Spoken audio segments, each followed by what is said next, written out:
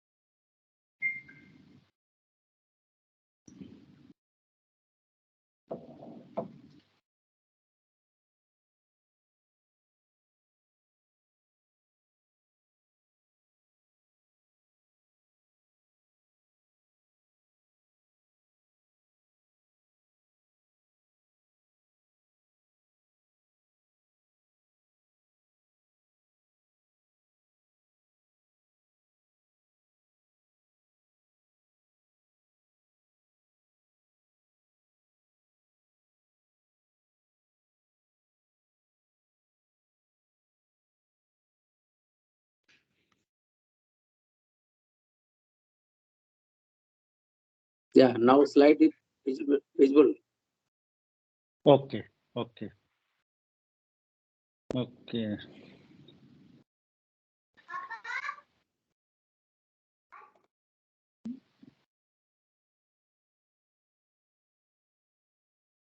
Okay, so my slides are okay. I mean, visible. Yeah. Yes, Yes, sir. sir. It is visible. Yes, sir. It is visible. Okay, thank you. Thank you very much. Yeah, once again, very good evening to all of you, all participants and organizers, and particularly MMMUT for inviting me for this talk. And thanks Navdeep and Professor Tiwari for inviting me. And let's move slowly. So for my presentation, these will be the outlines. I will talk very briefly about climate change and global warming and electric vehicle transitions, then fundamentals of fuel cell vehicles and opportunity and challenges in EV deployments. So before moving, just some background information about me from where I am working. So as you can see that it is like Asian Institute of Technology. It was founded in 1959. So it is just a postgraduate institute, only master and PhD. And we have students like around 1500 plus from like 40 to 45 countries, and faculty staffs also from like 30 plus countries. Yeah, in our institute, mostly like gender balance is quite well, like 40 to 45% students are female. And yeah, we usually, as I told you, like we receive, we get like different countries students. So every year, like 90 to 100 countries application we receive. Just a little structural information. EIT is like 3 schools. It call it like the School of Environment, Resources and Development. It is like interdisciplinary type of school. Second is School of Management. Third is School of Engineering and Technology. So I am basically in this school. So in my school, there are 3 departments: Department of Energy, Environment and Climate Change, then Food, Engineering, Agriculture and Bioresources, and then Department of Development and Sustainability. In my department, I was also head of department until last year. So there are 3 main academic programs we offer. One called Climate Change and Sustainable Development.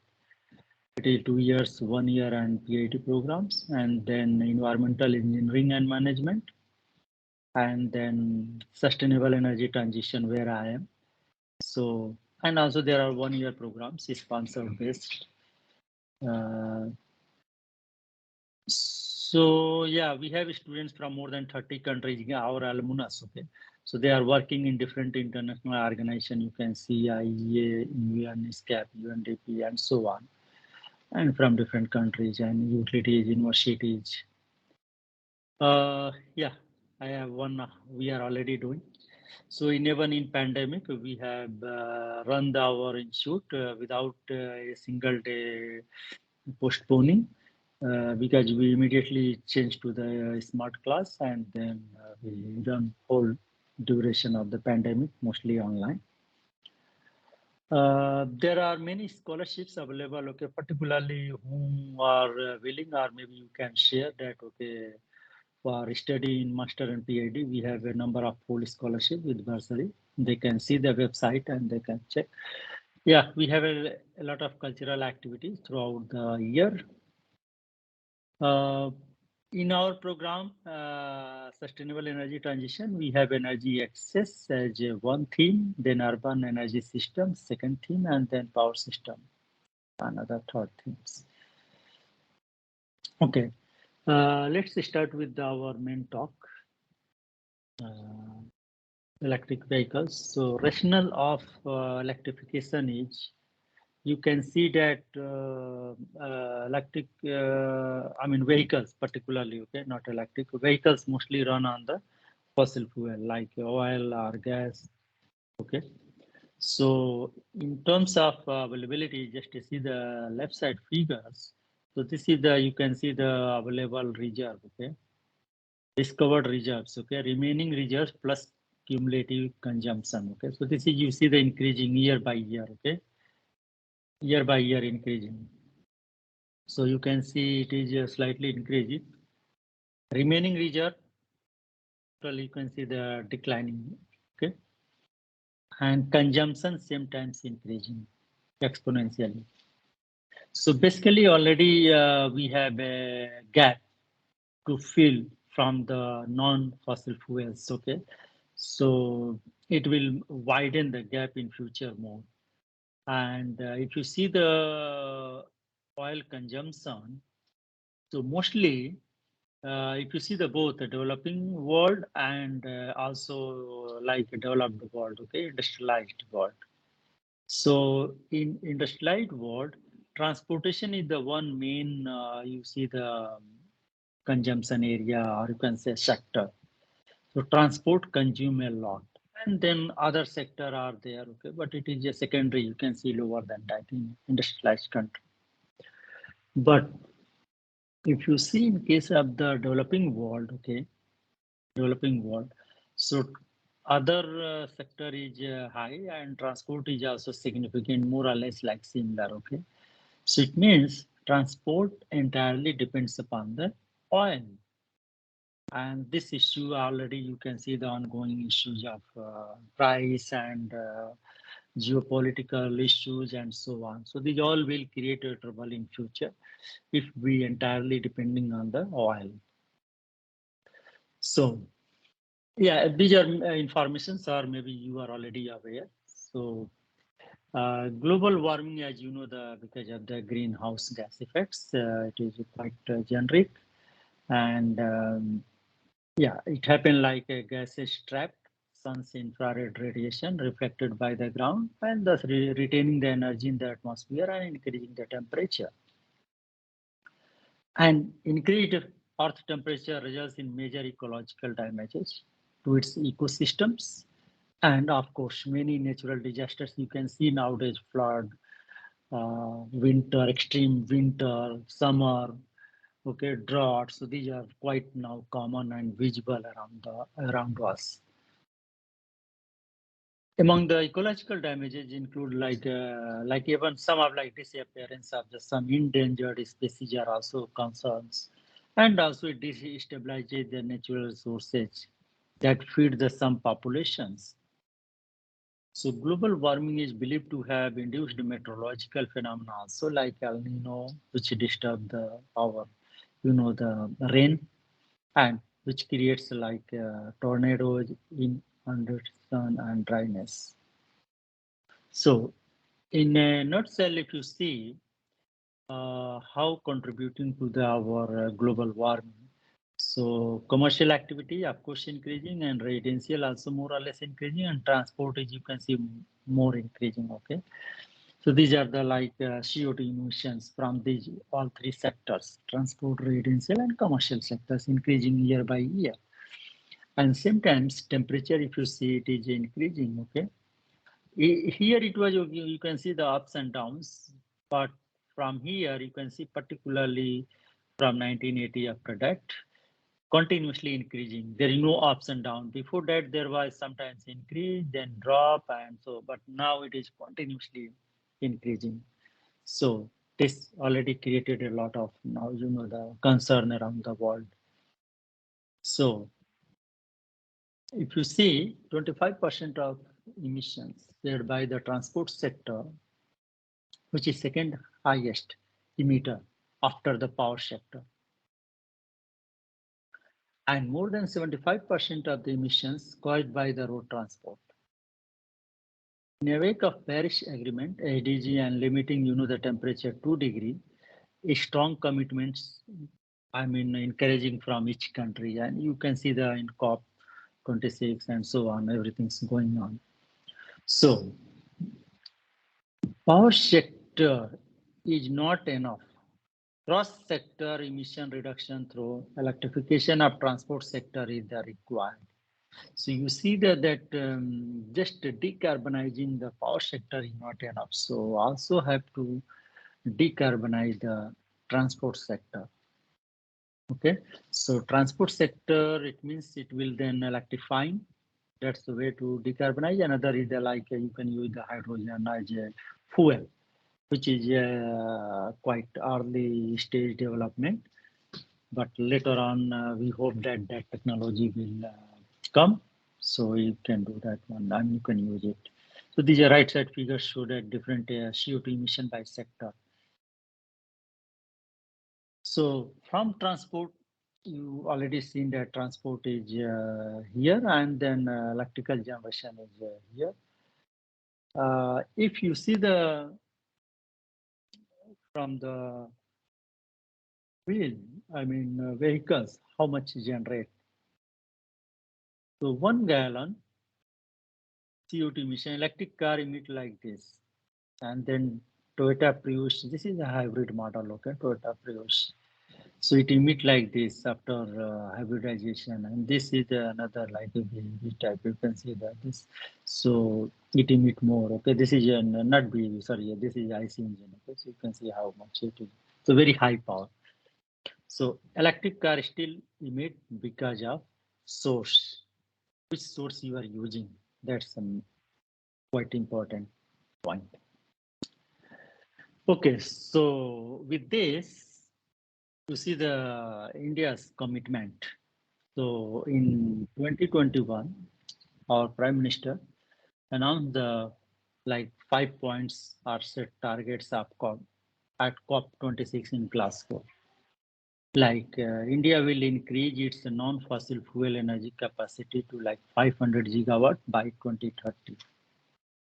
Also, it will meet 50% of its energy requirements from renewable sources by 2030. Total projected carbon emissions will be reduced by 1 billion tons from now to 2030. And carbon intensity of its economy will be also brought down to the less than 45%. And this is the last most important. You can see the net zero. India targets to achieve net zero by 2070. This is very ambitious targets, but looking at the disruption in the technology and everywhere, so it looks a very difficult task at the moment, but still we have almost, you can see like how much 50, or you can say around 50 years or 47 years, okay, or 48 years we have to achieve. So in for next 48 years, we have to target net zero, means no emission from any sector. Maybe some generate, so like some may be positive, so some may be negative, which is mostly comes from the agriculture sector or forest, reforestation. So net zero becoming carbon neutral means not adding to amount of greenhouse gases in the atmosphere. And you see the other countries' plan, like China has announced plans for carbon neutrality by 2060, while the US and EU by 2050. So still we have like 2070, okay? So these all will be going to accumulate with the power sector, and of course, transport is one of important sector. So India's EV policy at the moment is like EV policy includes like monetary subsidies on EV purchases, exemption from the road tax, vehicle registration fee, low loan interest rates on EV purchases. It also includes initiative for the public transportation and last mile delivery, providers to purchase electric vehicles in larger quantities. Last but not the least, EV and their battery production infrastructures, charging infrastructures, and scrapping centers are also being developed. So briefly, I mean, these are the like in 3 bullets, our EV policy from the India. You can see that the different programs that they had like FAME 1, FAME 2, okay. So like incentive, you can see that 2-wheelers can get like 15,000 rupees per kilowatt hour of size of the battery and maximum 40%. 3-wheelers can get like 10,000 rupees per kilowatt. Means if it is 5 kilowatt, you know, 3-wheelers mostly have a like 2 kilowatt hour to 5 kilowatt hour battery capacity. If they use 5 kilowatt hour, then they can get like 50,000 baht. 2-wheelers, 2 kilowatt hour battery size maximum, okay? I mean, most likely. So they can get like 30,000 rupees to buy. 4-wheelers is also like same rate, 10,000. And they can claim even they can go like, you know, the 15 times. Okay? And then e-buses, 20,000 per kilowatt hour. And e-trucks also same rate, means heavy duty vehicles get 20,000 rupees per kilowatt hour. And Battery capacity is like roughly like 200 to 250 kilowatt hour. Industry scenario and investment opportunity in EV sectors. I believe strongly that there is a huge scope of the startup. And business and anything can start in a automobile sector now. Earlier, it was like engine was the like proprietary issue. You can't develop engine there easily. So it was not easy to start an automobile company. Now, there is no propriety of any components, like motors are freely available in market. And body is not a big deal, you can make it. And then other parts are easily available in the market. So anyone can start automobile companies now, maybe at a small scale or large scale, whatever scale. And huge components business are there. So like 46 billion in financial year 2021. Auto components industry expected to grow 200 billion by 2026. In next, you can see the 3-4 years. So Indian auto component industry exports, which are currently like 13.3 billions, and it can reach 80 by 2026. India's auto component industry recorded its highest trade surplus of 700 millions in a financial year 2021 and 22. Aftermarket segments also like tire, battery, brake parts, $32 billion by 2026 from around like 10 billions in 2020. So running in the top gear, and India is expected to be the world's third largest automobile market in terms of the volume by 2030. So automobile industry produced a total of like 23 million vehicles, including passenger vehicles, commercial, three-wheelers, two-wheelers, and quadricycles to the March 2022. Yeah, currently automobile industry contributes 7.1% of India's GDP and 49% of the manufacturing GDP. And it is supposed to increase in future. And also it can create a EV industry like 50 million direct indirect jobs by 2030. So this is estimate, but it can be more also, depending on how people and government is taking towards or forward. So a market size of like $50 billion for financing of EVs in 2030 has been identified. And about 80% of the current size of India's retail vehicle finance industry, like it will be like 60 billions at that time. Passenger industry also increasing 16%. India's trucking market is expected to grow over 4 times by 2050.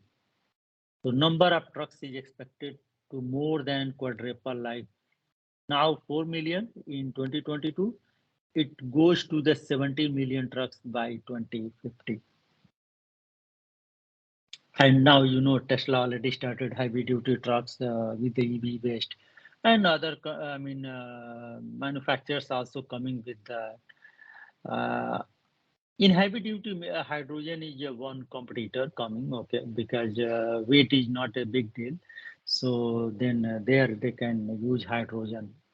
So you can see the India's automobile industry is worth more than $222 billion and contributes 8% of total export and GDP.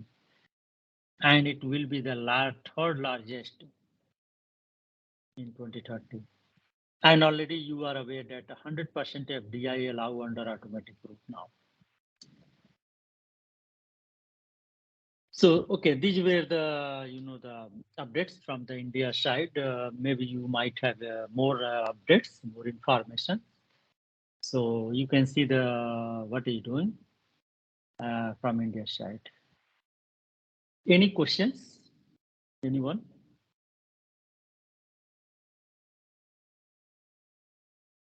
participant, is it any query?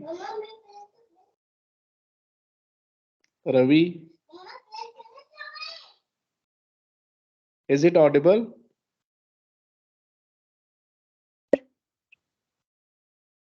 Maybe, sir, there is no query. Yes, sir. Any questions? Yeah. No?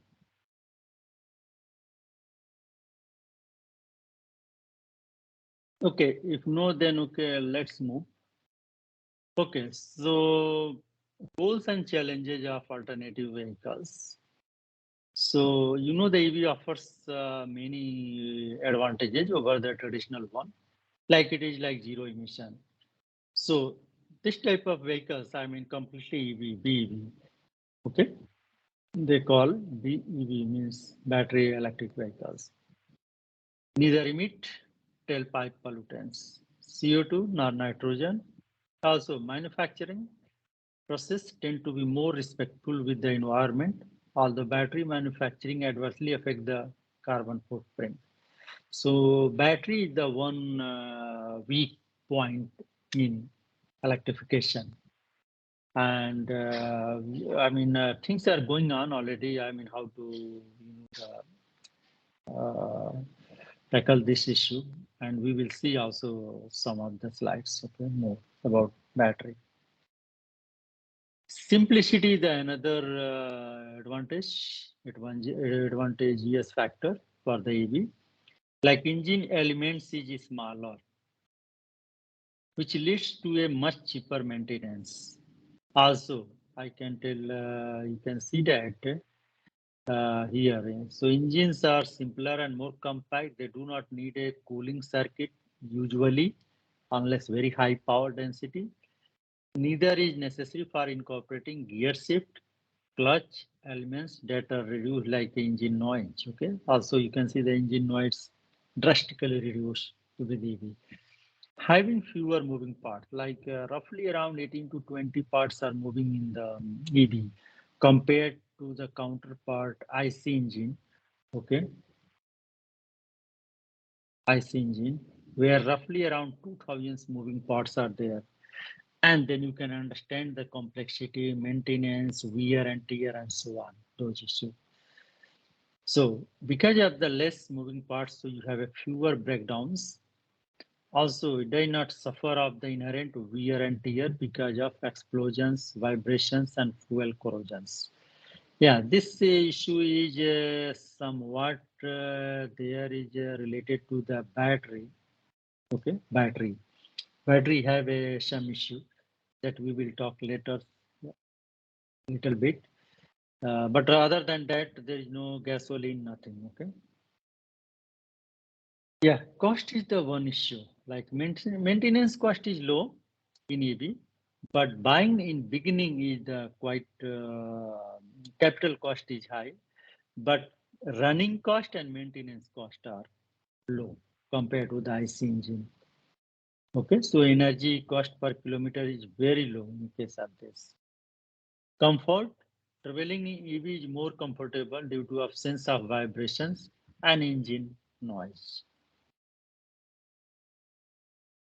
So goals of the alternative vehicles are like a reduction of the fuel consumption, reduction of well-to-wheel energy consumption, reduction of emissions, diversification of the energy sources, enhance customer acceptability. These are the goals for alternative vehicles.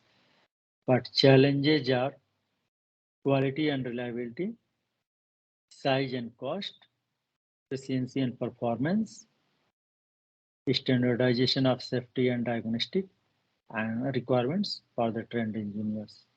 Yeah, this is a quite trained engineers is still a lot of issue. So this is for alternative vehicles, but particularly for the electric, you can see the range issue, long charge times, high initial cost, battery life, customer acceptance, and grid integration. So at the moment, if you do not talk about the cost, then these two factors are more or less solved. By adding this one long range, means you add more battery size and you can tackle this issue. Charging time also reduced by fast charger. So you can charge now you have a like in 5 minutes, 10 minutes, you can charge 50 to 70, 80% battery. So we have a fast charger, okay? So that also fix the problem, except cost is the one main issue which still remains a big concern. And then of course battery life and others are there. So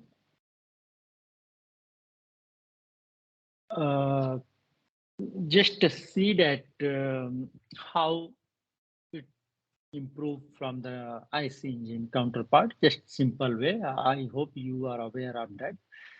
But maybe some of if not, then they can see. So you can see the 2005 3 Toyota Camry, fuel tank 100%. Okay, then there may be, this is the urban, okay, means the city drive, means maybe frequent off and on because of traffic issue. Okay, so that's the reason. Okay, on off standby 8% loss. Engine loss is around 76%. Then 16% goes to the drive line. And then there is a 3% loss in the drive line. Then 13% goes to the wheel, where 3% may be aerodynamics, 4% rolling, and braking 6% loss. So this is in okay, so in Toyota Camry. If same things, if you go Toyota Camry with the highway, so almost you can say eliminate the standby because you know frequent off and on. Yes, you can drive without stopping engine or something. So then engine loss is around 77%, then 23% goes to the driveline, 4% loss here, then 19% here. Earlier it was 13%. So 6% more power goes to the wheel side. Then it vested in the 10% aerodynamics, the rolling and braking. Because you are not using too much braking on highway compared to urban drives. So you have a less braking loss. So more about rolling and aerodynamics loss. So now how you can save this energy? Okay, so saving is how possible. So if you see that this urban driving particularly, see 8% this you can use micro hybrid and then you can eliminate this loss. So 8% you can eliminate by micro hybrid, means you can just use a small motor, maybe 10-12 kilowatt hour, and that can run the vehicle when you are like when speed is less than 10-20 kilometer per hour, then only motor run. Engine does not work or start. Okay, so there is no loss from that. So motor it can always work in off and on mode, but engine cannot work always like that. Then engine loss, then this all. Okay, so you can see that just micro hybrid, so you can save this 8% standby loss. Then for braking you can use a mild hybrid. Mild means little more, so you can recover the braking energy or braking loss through you can say regenerative braking. Okay, so then you can recover that 6% also. If you want to improve efficiency overall, then engine loss is significant. You see 76%. That can record by making fully hybrid. So fully hybrid will, you can see maybe engine downside, engine size can be very less unless you want to run independently. But if you just want to use for a occasional purpose, then engine size can be very less. And motor and engine can work independently or together as case required. Okay, so there are three: micro hybridization, so standby loss, mild regenerative braking, and full hybrid means engine loss you can recover here. So if you see that, if you use the completely battery vehicles, so what is losses? Motor loss is around 10%, means 90% efficiency of motor, around, okay? Then it get 90% energy to the driveline, and around 14% loss in driveline, then 76% goes to the wind. There 29% aerodynamics, 35% rolling, and braking 11% goes. Okay, so this is the like how energy wasted in that one. But if you look at the here, it is very fascinating. Okay, you can see like here earlier it was 13 to in IC engine it was 13 to 90%. Okay, in IC, but in EV it is 76%. So huge difference you can see. Okay, in efficiency. So, but this is a half of the picture. If you see the full picture of this case, this efficiency issue, then here you have to come well to well efficiency comparison. Okay, so in that case, if you take, because power production from that, so this is your well. So let's say this is well. So generation may be 33% efficient, transmission 94%. So total it is 31% efficient it going here. Then you plugs to the wheels. So wheels get 76%. So finally it is 23%. Okay, efficiency of the EV. Okay, so wheel to wheel. Okay, you get 23%.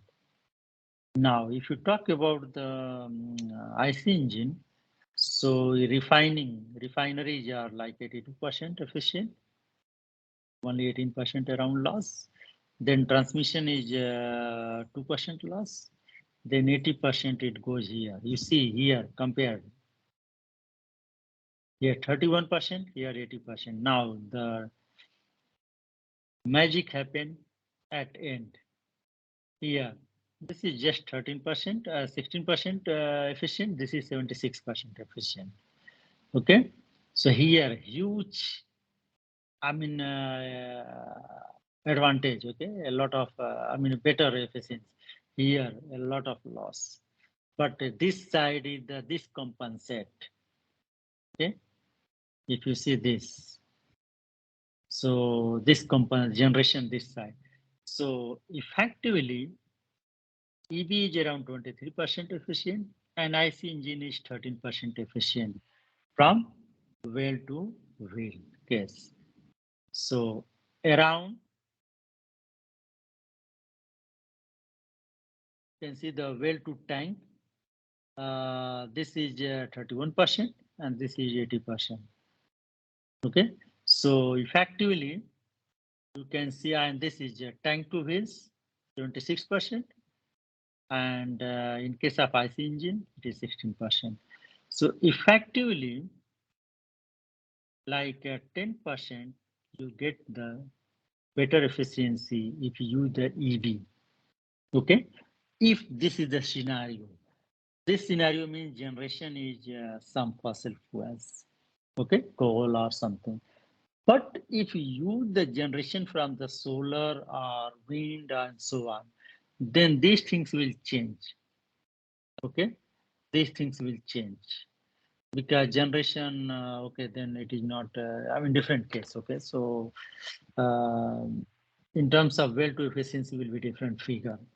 But if you use the conventional generation to charge the EV, then scenario is not very much exciting at end. But here, the pollution which you save here in case of EV, that pollution happen over here. Okay, so pollution shifted from here vehicle to the power plant. In this case, here no pollution almost, and it happened to the vehicle side, road. So this is effectively you basically not nullify the pollution, but you just change the position location. Okay, so city will be looks nice, but maybe it pollute somewhere else outside of city or away from the city. Any questions?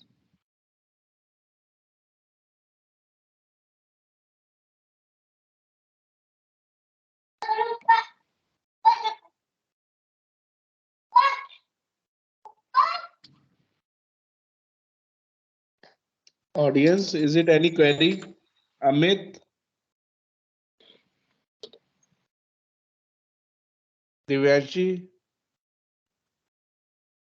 I'm audible, sir. I- Is it any query, Ravi? Yes, sir. Yes, sir. Sir, Yeah, I can hear you. yes, sir. Sir, in case of efficiency, it is better, but sir, at the same time, government has also to increase the production of our plants, production of electricity. Sir, it is possible. I think from 2030 तक sir fame India का ये plan है कि मैं 40 to 50% EV पे हमें switch करना है। At the same time sir हमें इलेक्ट्रिसिटी की भी जरूरत ज्यादा होगी। हाँ बिल्कुल। गवर्नमेंट ऑफ इंडिया मतलब उसके लिए तैयार हो रही है, या फिर सर चार्जिंग इंफ्रास्ट्रक्चर की अगर हम बात करें तो चार्जिंग इंफ्रास्ट्रक्चर भी नहीं डेवलप हो पा रहा है अभी।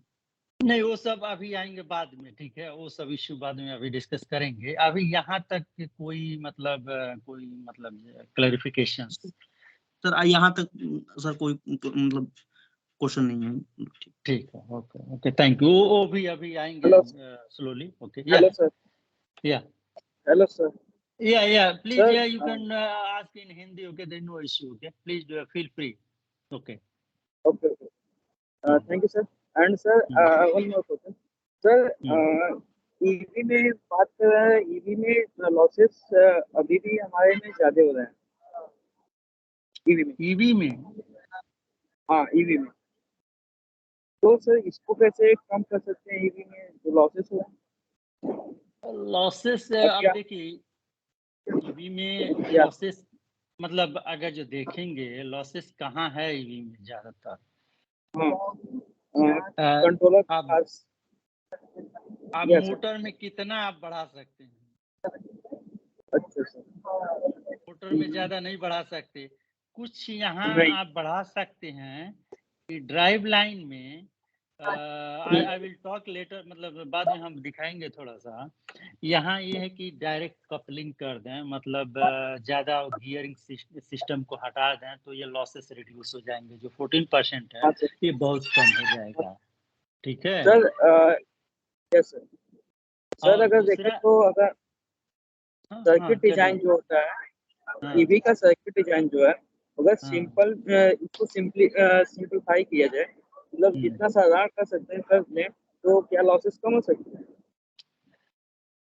सिंप्लीफाई का रीजन ये है कि अगर जो आप फ्लेक्सिबिलिटी बढ़ाते हैं, कंफर्टेबिलिटी फ्लेक्सिबिलिटी उसमें ऐड करते हैं, मोर ऑप्शंस, तब वो सर्किट कॉम्प्लेक्स होता जाता है। तो अगर जो आप ये बहुत सिंपल सर्किट बना रहे हैं तो आपको बहुत सिंपल फंक्शन मिलेंगे उससे। तो are you ready with that simple function? Then fine. And usually I think people want more functions, more like flexibility, तो वो ऑटोमेटिकली वो कॉम्प्लेक्सिटी सर्किट में बढ़ जाती है। हाँ सर। सर अभी ईवी में अधिकतर गाड़ियां आना शुरू हो गई हैं अभी, लेकिन इसके चार्जिंग स्टेशन डेवलप होने बाकी हैं। नहीं, वो तो अभी देखेंगे, अभी बाद में। वो तो है, नो डाउट है। देखिए बताएं, कोई चीज जो शुरुआत होती है तो उसमें सब कुछ A to Z उसमें नहीं तुरंत होता है। अगर जैसे हो जाए, कोई एक डिवाइस नहीं है कि लेके डाल दिया और हो गया। ये इसमें कई चीज लिंक्ड हैं। तो वो एक प्रोसेस है, एक जर्नी है, वो चलेगा, वो चलता रहेगा, उसमें कोई बात नहीं हो तो रहेगा। अब वही सब तो आपका काम है, हमारा काम है, नहीं तो अगर जो सब नहीं होता तो फिर आपका हमारा काम क्या होगा? हाँ तो सर, वो चलेगा। जैसे कि सर हम्म, जैसे सर लॉसेस अगर कम करेंगे तो हाई डिस्टेंस कवर करेगा, जो हाई डिस्टेंस कवर करेगा तो कहीं ना कहीं ऑप्शन तो मिलेगा ही स्टेशन का। नहीं, उसके बहुत सारे सोल्यूशन है। लॉसेस रिड्यूस करना is not A only solution, okay. और नो डाउट उससे एनर्जी लॉस होती है, वो रिड्यूस हो जाएगा, लेकिन that's not only solution for जो अभी कह रहे हैं आप बात, तो वो सब अभी हम बाद में देखेंगे। अभी स्लाइड्स कुछ और हैं, उस पर बात होगी, तो देन सर यू विल चिंता की विषय अंडरस्टैंड। तो ये भी है। हाँ सर, तो ईवी में चिंता की बात तो ये भी है। नहीं, अभी वो बाद में, अभी बताइए इस पर कोई क्वेश्चन है, जैसे एफिशिएंसी रिलेटेड कोई एनालॉजी इस पर कोई है?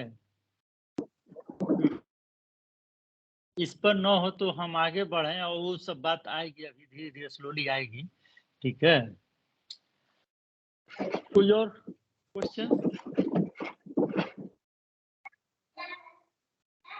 अगर जो नहीं है तो आगे बढ़े, ठीक है। Yes, sir. Okay. Continue with topic, sir.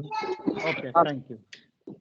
Okay sir. So if you see that global situation, then Norway targeted for the internal combustion engines bans, okay, or electrification targets. So Norway targeted very ambitiously. You can see like 2025 will ban selling of the ICE engine. Okay, this is the first. Then in line they are like Denmark, Iceland, Ireland, Israel, Netherlands. Okay, by 2030 or something. You can see in between there are Scotland, Singapore, and so on. Then China is 2035, they plan to ban selling ICE engines. And then France, Canada, Portugal, and so on, okay? And net zero emission pledges, yeah, you know, the Sweden 45, and then other country have accordingly, okay? So India was planning, I think, if you remember, by 2030, only sell electric vehicle, but government again back because of the probably not ready, and also pressure from the other industry, automobile industry. So this is the targets going on. By 2021 and 22, you see the roughly 4.3 million vehicles, where maximums are like two-wheelers, then three-wheelers, okay? And these four-wheelers and other goods vehicles are very less, okay? And you can see the on these websites, you can find the different EV policy, different state, okay? Goa, Assam, Sham, and so on, Gujarat, Uttar Pradesh, every state you can get the EV policy, what each states have, okay? So, okay, little maybe you are already aware, so this is not important, but maybe some of you will be new. What we are talking electric vehicle, this is not something new we are talking, okay? You see that this is quite old development, okay? In 1830, battery electric vehicle invented by Thomas Davenport, okay? Another, using non-rechargeable battery. Davenport's car holds all vehicle land speed records until 1900. Okay, next, like 70 years, it was quite, you see the exciting and useful, okay? And then 1890s, EVs outsold gas cars 10-1. It means 10 were the EV and then gas was 1. Means 90% selling was EV, okay? And 10% only gasoline cars. Then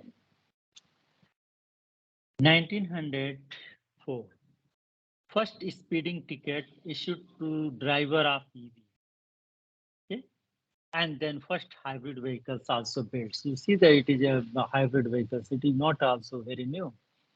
Then major changes came in 1910. Mass-produced sports cars undercut hand-built CV and so on. And it happened until Great Depression. Okay, so what was the Great Depression, you know? Why, I mean, if you see that, it was a golden era for the EV, okay? So this was the period, golden era for the EVs, okay?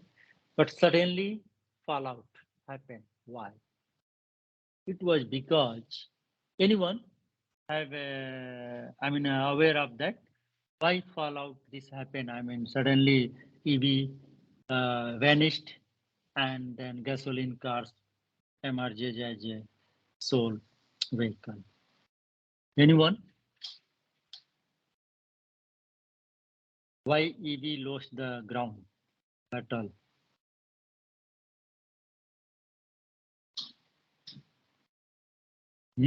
From audience, anyone?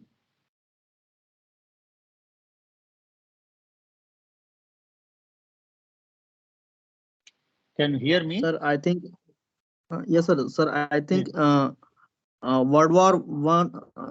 It may be one cause. Okay, and another? Any other? Anyone else?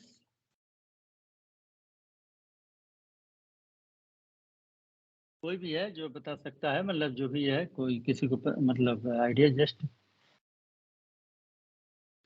So the size of batteries. Lekin if you see, this was the golden era.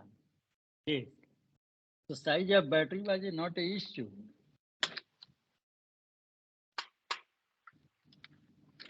Okay, I can tell you. Main problem क्या था कि 1911, okay, उसमें motor starter motor आ गया, develop हो गया. पहले gasoline car को start करना वही हालत होती थी जैसे अभी बैटरी खराब हो जाती है तो धक्का दे करके स्टार्ट करते हैं या दूसरी गाड़ी से पुल करके या पुश करके स्टार्ट करते हैं, या 3 व्हीलर्स वाले वो रस्सी डाल करके इंजन में स्टार्ट करते हैं. तो वही कहानी थी पहले 1911 तक. तो गैसोलीन कार को स्टार्ट करने के लिए रस्सी, पुली और ये सब धक्का देना ये सब यूज होता था. तो it was quite combustion process starting. कहीं बंद हो गया तो फिर 2 आदमी 3 आदमी चाहिए, तो सब चीजें काफी अनइजी था. तो मैजिक हुआ 1911 में, मोटर आ गया, स्टार्टर मोटर उसमें अप्लाई कर दिए सब गैसोलीन में, जस्ट चाबी डाला और वो इंजन स्टार्ट हो जाता था, उससे बैटरी लगा दिया और उसके बाद हो जाता था. उसके बाद और जो आप लोगों ने बताया सारे और प्रॉब्लम, साइज, कॉस्ट, वो सब तो प्रॉब्लम था ही उसके साथ, ईवी के साथ. तो सडनली ये स्टार्टर जब आ गया उसके बाद लोग उस पर अट्रैक्ट हुए और जो प्रॉब्लम इसके साथ था ईवी के साथ कि बैटरी साइज, कॉस्ट और चार्ज नहीं होती थी, कहीं मान लीजिए कहाँ हम चार्ज करें, हर जगह अवेलेबल नहीं है, तो सब मिला करके उसको उसने खत्म कर दिया. तो this was the story, I mean, तो ईवी चला गया और उसके बाद बाकी कहानी तो आपके सामने है. So EV, one more things you can see, EV is not again new. We are using even that time, from that time also. Particularly you can see the locomotive is already there, okay, and then nuclear submarines. Nuclear submarines, what they do, they produce the electricity from the nuclear reactions and then they apply to the motor and then run the turbines. This is what they do. Elevators में already था, neighborhood electric, MIT city car. Okay, these are the all now you can see that now you have a solar plane also, and then hydrogen fuel cell vehicles. So number of vehicles were there. So overall, vehicle we can categorize in HEV. Okay, I will talk how it differentiate and how it works, and you might be knowing also PHEV, BEV, EREV, and FCV. You can see the different models are here: HEV, BEV. So you can see that in conventional, you have a fuel, then you have engine, then you have a transmission. In hybrid में क्या है, आपके पास ये तो है ही है जो ये कन्वेंशनल का है ये पार्ट, एक और ये बैटरी और मोटर डाल करके यहाँ कनेक्ट कर दिया तो ये हाइब्रिड हो जाता है. Then you have a battery, so you just remove this fuel and engine and then just alone battery and motor and transmission. Okay. Another thing is hybrid, okay, basically, okay, you see the hybrid, why we go for hybrid, why it is important, hybrid, and it works, okay. So you can see that here, if you look bottom these three figures, if you carefully observe, so efficiency engine characteristics, can see that very limited range, okay, means this is the engine speed between, okay, and this is the engine torque, okay. Yes. Okay, it is most efficient, 43%. If you drive at lower speed or higher speed, then efficiency of engine is not good. You know, it become 40%, then 35%, and so on.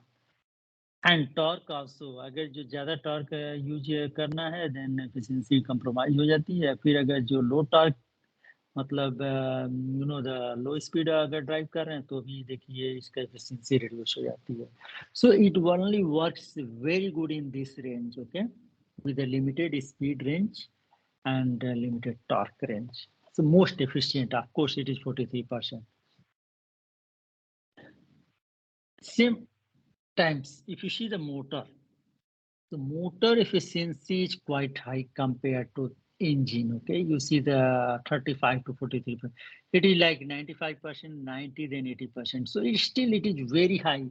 And range is also, you can see, if you want to operate in a very high efficient region, then you have to use only this. So very high efficient region means same issue like IC engine.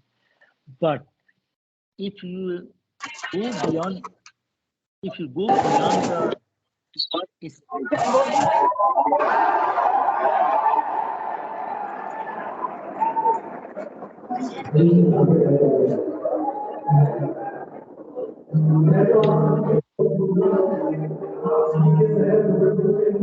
there is some noise coming. Anyone want to say something?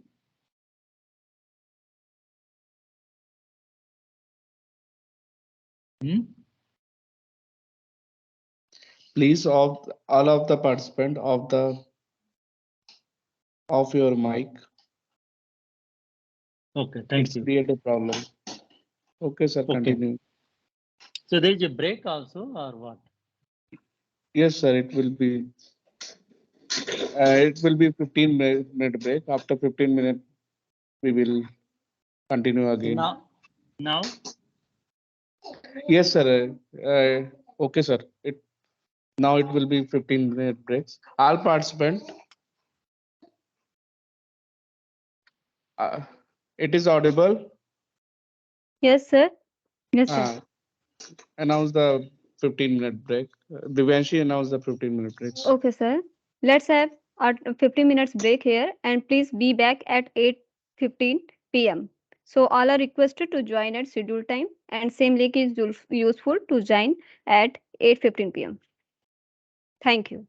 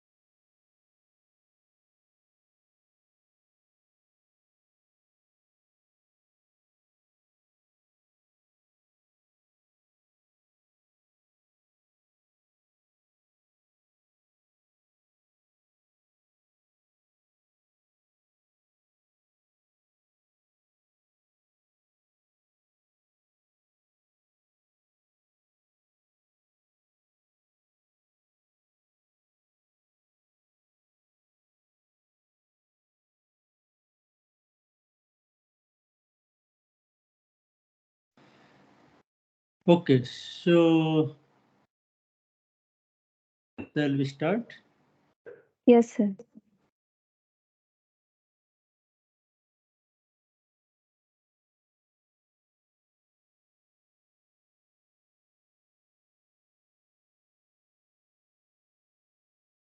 Okay, so thank you and welcome back. So before this break, we were talking about the efficiency boundary of the three main players or components, okay, who determine the efficiency of the, you can see, of course, other mechanical gears and those things are separate, but here, okay, so engine and then motor and then battery. So if you see, as I told you, most, if you want to operate both engine and motor in most efficient range, then there is a limited speed range, okay, and torque to operate. And if you want to operate in wider, then okay, then you have to compromise with the efficiency. So you can see that, okay, here variation in the efficiency in case of the motor is still better, even at 88% is better, okay. So you can go at lower and high, so it is better compared to the IC engine. And battery also, if you see that, okay, if you state of the charge, okay, I mean how from you can see the start. So if so see, okay, you see the 80%, okay, and if you take the power very high, then drastically you see the efficiency drop. If you operate EV at lower SOC, I mean battery, okay, then efficiency it can go, you can see maybe 50% something with this one, okay. So yeah, and this maybe if you operate very high power demand, means very high speed, then also you see the efficiency is here. And if 80% SOC, then you can see the efficiency here. And maybe this is 100%, so efficiency here. So it means if you operate at very high power, then efficiency will be compromised. Okay. So this is some points you have to keep in mind, and then you can plan like one of gentleman asked that losses, how to reduce the losses. Okay. So circuit is one, but other than circuits, these three components operating regions are quite important when you design any particular aspects. Okay. So next is, as you see, there are EV. Okay. In EV, you have an engine, you have a motor generator set, you have a battery and fuel tank. Okay, so you see motor and generator. Okay, so engine. So this is usually very small. Okay, so battery size is 1 to 1.6 kilowatt hour. Engine is there and regenerative braking is there, but no external support, means you can't charge the plug, means you can't charge. Okay, it is like as I told you, if you see here, engine operate, what the hybrid electric vehicle, what they do, they operate in most of the this efficient region, and at lower side, a higher side, they utilize the motor. Okay, support the motor, then it means engine always operate here. Let's say if you engine operate here, okay, and your speed requirement is here. Okay, so what will happen, there is a excess power generation from engine will charge the battery, and motor will drive the vehicle, and then it always operate in the most efficient region. Similarly, if you need a very high power demand or a high speed, then engine plus motor will supply together and both will support the wheel drive. So then it means again engine operating in most efficient region always, and that's a hybrid concept came. and also they use the regenerative braking to extract some energy. So size of battery is not much, okay. Now, if you want to have a larger battery size, you see here, okay, then you can increase 4 to 11, or you can go even 20 or something, depending on what you want. And then all things, okay, engine is there, regenerative braking is there, external support means you can charge, okay, plug to the grid, okay. So battery size is there, so it means if fully charged or available charge is there, then you can run the vehicle on the fully or motor, no need engine support. If there is a battery dry up, or you can say like recharge, discharge battery, then you can use the engine. And it designed such a way that also it utilizes the hybrid concept, like motor runs mostly at low speed drive, and at high speed motor and engine both together works. Then you want to remove the engine, okay, then this is here, okay, so you remove, okay, just motor, generator set and battery. So this is called battery electric vehicles.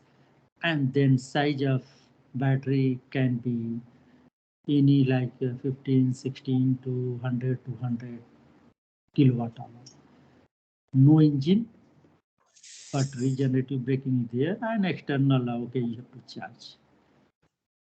Sometimes they think that this battery can drive a discharge. So what to do on the way if you are not at home, not at office? So on the way, if you face this difficulty, then what to do? So they keep a small engine here, and that engine just generate, they couple to the like produce electricity, and then that electricity goes to motor, and you drive and you can go somewhere. So one gentleman was telling, okay, they worry about that. So this is extended. So this is called extended range electric vehicle. And battery size is like, okay, of course it is just engine is added together, okay. A small engine, but keep in mind this point. This engine is not same engine, okay. This is not same. This engine is just like a generate electricity, okay, not drive the vehicle. So sophistication of the engine is not there. It is like maybe you can use any diesel engine or something, okay, and which couple with the generator and produce electricity and run the motor. Not this engine, okay, this engine. And if you want to avoid battery, then you can use the fuel cell, then hydrogen tank, okay, this replace with this, and small battery there, and then this hydrogen supply to fuel cell produce electricity and then drive the vehicle. So you can see again here battery size is very small, and each fuel cell, regenerative braking is applied, and no need to charge externally because hydrogen tank is there. So basically you have to fill up the hydrogen, like now you have a CNG and so on. So based upon this, a different category of created, okay, hybridizations. You can see this is called micro hybrid. So it automatically start the engine, stop and go traffic. Okay, so very small. Okay, engine is nowadays many vehicles coming. Okay, if you new vehicles, if you realize, then it does not run the engine during very slow speed. Okay, then so you can see that this one is the that model in micro hybrid. Then mild hybrid use regenerative braking and operates above 60 volts. Okay, and you have a Honda Insight is the mild hybrid. Okay, and also it can use electric motor to assist combustion engine. Okay, it support the drive also. Fully hybrid, you see the Toyota Prius model, and can drive at times using only electric motor. So this is fully hybrid, means PHEV basically you can say. Okay, So this is basically, you can say PHEV. Okay. Then, yeah, plug-in hybrid basically here. Okay.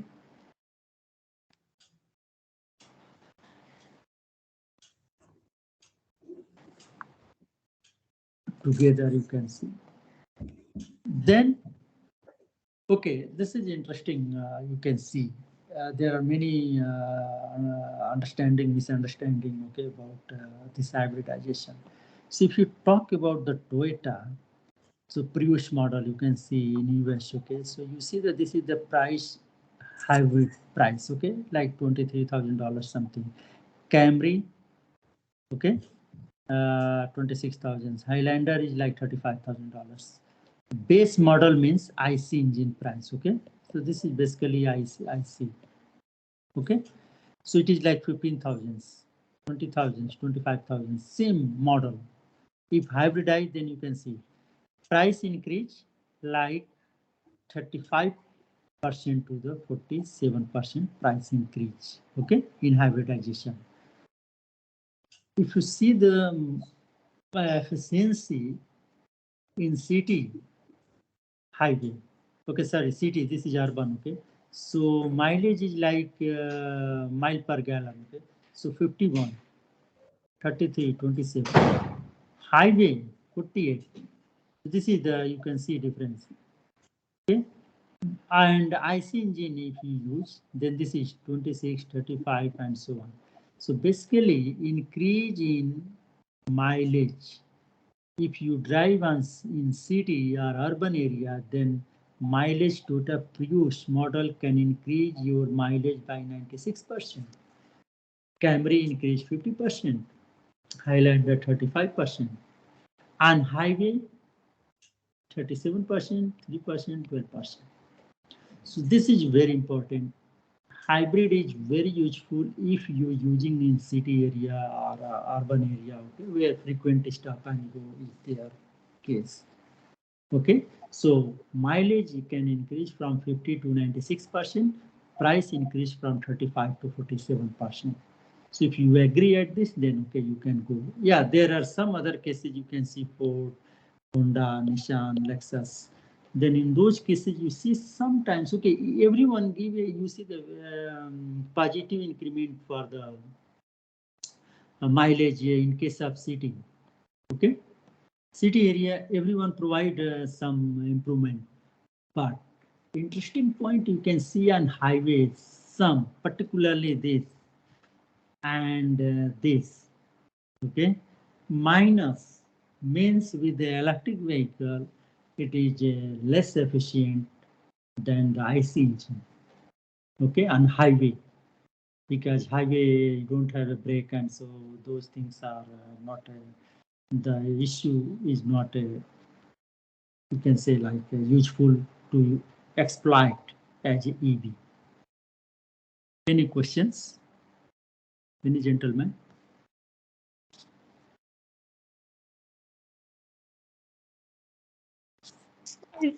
We are getting minus in highway. Why this is in minus? If your city is a good efficiency, okay, but we are getting why if it should be enhanced in that, because we are not getting any traffic and no breaks. So why this kind of data we are having in that? Yeah, anyone can answer. Any gentleman? Any mechanical guys or electrical or something? Anyone can answer?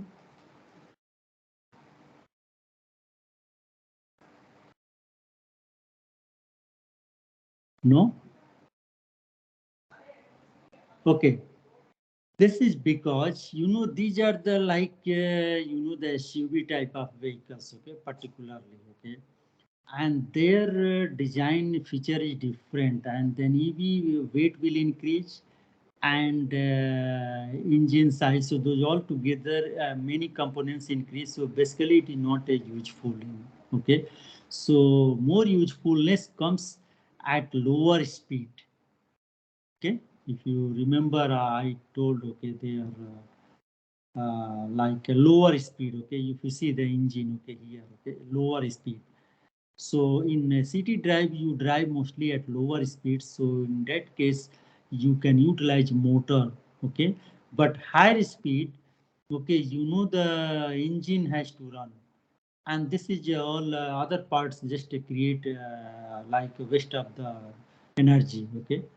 Particularly these two, okay? So more components and it is like a redundant, basically, you can say, okay? So that's the negative, okay? Okay, thank you, sir. So it means, okay, overall point, what I wanted to tell you that hybridization is you good in case of only city drive, and city drive means also if there is a traffic and frequent on and off. If not, then again it is not much effective hybridization. So this was my point. Yeah, I mean there's some more details, but I want to skip because it will be more time. We have less time. Okay, yeah. If you see the market share, so car sales between 2003 to 2020, okay. So Norway, if you see the Norway was the leader in 2013, and then Netherlands was the leader. And still, if you see here, Norway is a leader in 2020 also. And then, of course, other countries also like improve. 45% UK, then 45% Iceland, okay. So now sales, okay, means EV market share of total new car sales. So in 2020, Norway was selling like around 56% EV and 45%, 4% like IC engine, okay. In India, it is nowhere because its share is very, very less at the moment. Okay, another interesting point you can see that this is one survey and study from the UK. What size of battery? Okay, you have some of you have already highlighted charging infrastructure and so on. So it is all and battery cost and so on. Okay, so those are the issues. What size of we need really? Okay, we have a lot of the psychological issue like we need to have this and that, even though we don't use like even like a smartphone. Okay, we have a smartphone. Even I think so now even any category smartphone is enough to satisfy our requirements, but we go for high end. Okay. Maybe 5%, 10% smartness of the smartphone we are not able to utilize, but we keep very high-end phone because of status, state symbol, etc., etc. Okay, so if you think about this, then this thing's telling that most of the people, like 80% reduction, okay, they are targeting in UK. Okay. 77% of passengers' car emissions are produced by journey under 50 miles. This is 50 miles. This is so 77% passengers just need to have a 50 miles requirements daily. It means 50 miles, maybe somewhere 70, 80 kilometer. Okay. So it means 70, 80 kilometer, how much battery you need? In 1 kilowatt hour, maybe you can go like, depending on if you use SUV, then maybe it will be more, but otherwise you can go like 6 to 7 kilometer, okay, per kilowatt hour, is it? So it means if you use the 10 kilowatt hour battery, okay, so 10 kilowatt hour battery size is sufficient for the 77% of the passengers, okay, to run the vehicle daily and charge at home, okay, or even office also you can charge. So you don't need more than this. But if you see that there's a lot of hysteria about the mileage and so on, like how much it goes, okay, you don't need to drive that. I don't know how many of you drive more than 50 kilometer in a month, okay? How many goes on long drives in a month or a year, okay? So, but you keep that I will go 500 kilometer, 200 kilometers. So most of time battery and other components are redundant, and that's costed. Okay, so this is you have to see that when you design for EV and you talk about EV. Okay, not to target every vehicle should have 100 miles, because very less people goes for 100 miles. Okay, 77% goes just maximum 50%. Even if you target 25, you see this is 25 miles. This is the most of the population you can cover. Maybe 60-70% population you cover in the just in 25 miles. Maybe just need 6-7 kilowatt hour. So 88% of the passenger car emissions are produced by journey under 100 miles. So if you target for the emission, then you have to see like this way. Okay, so you have to target those. Of course, other people can buy expensive one and just keep it as redundant. Any questions?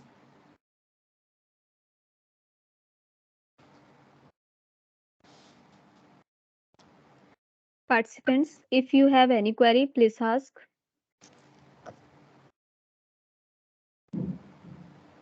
Yeah, you can also note down. Maybe at the end we can discuss. Okay. Okay, if no question, then yeah, little details I think you might be knowing, but okay, just for introduction. I mean, because I was more targeting about the issues, challenges, and opportunity, rather technical details of the EV or vehicle, which might be you are already aware more. Okay, but just a few slides you can see that. Okay, so this is the load power, and this is the average power. Okay, and dynamic power is this. Okay, so you can see the dynamic power average is 0, and some power which consume in the drive is the here positive.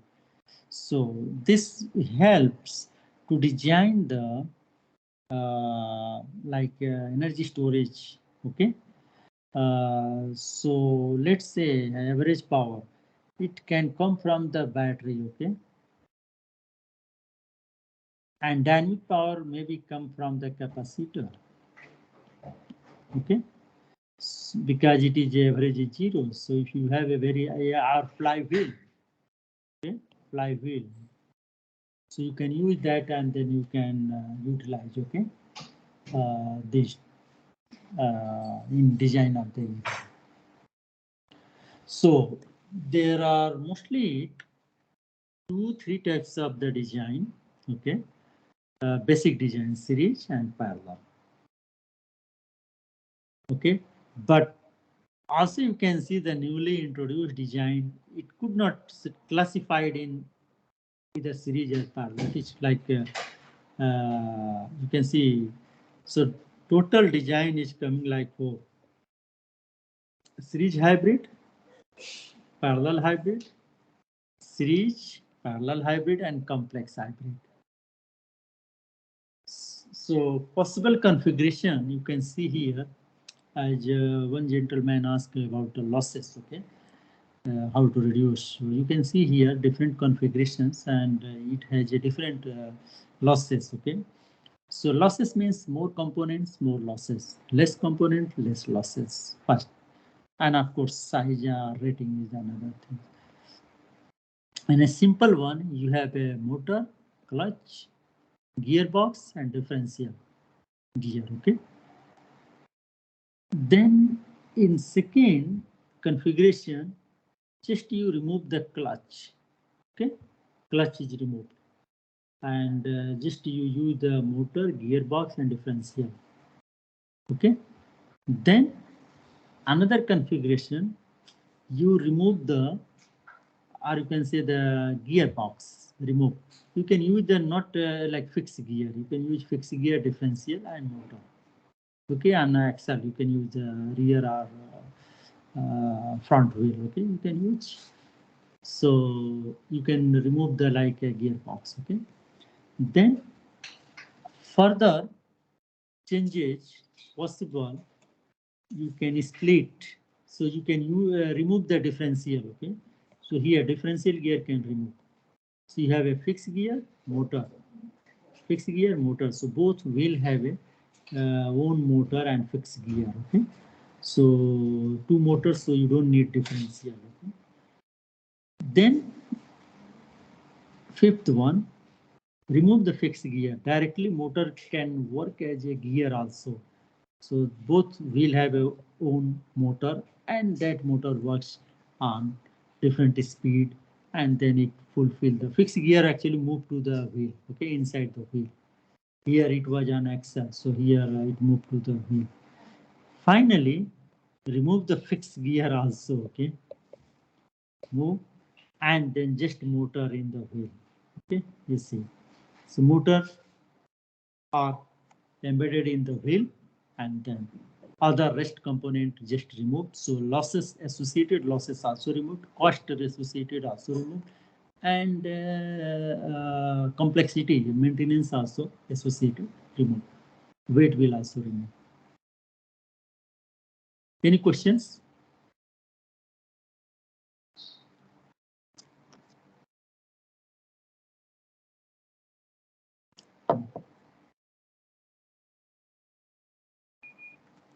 No? Okay.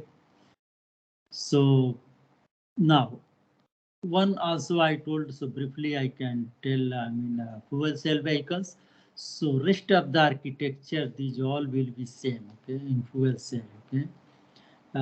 Just a few things will be different, okay.